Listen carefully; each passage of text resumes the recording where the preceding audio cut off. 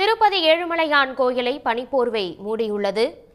பொழுது புலர்ந்து பிறகும் பனிமூட்டம் நிலவுவதாக எமது செய்தியாளர் ஜெயக்குமார் கூறுகிறார். அவர் தரும் தகவல்களை கேட்கலாம். ஜெயக்குமார், இது தொடர்பான முழு விவரங்கள். திருப்பதி ஏழுமலையான் கோயிலில் இன்று காலை முதலே தொடர்ந்து பனிமூட்டமாக காட்சியளிக்கிறது. எதிர் திசையில் வரக்கூடிய வாகனங்கள் சரியான தெளிவாக காணப்படக்கூடிய வகையில் பனிமூட்டம் மற்றும் லேசான மழைச்சாரலுடன் காணப்படுகிறது. இதன் காரணமாக பக்தர்களுக்கு ஒரு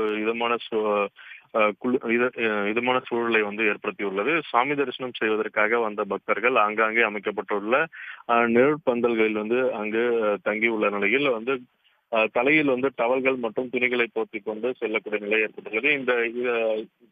இந்த சூழல் மாறியுள்ள நிலையில் தங்களது செல்போன்களில் படம் பிடித்து தற்போது மகிழ்ச்சியுடன் தற்போது பக்தர்கள் சென்று வருகின்றனர்.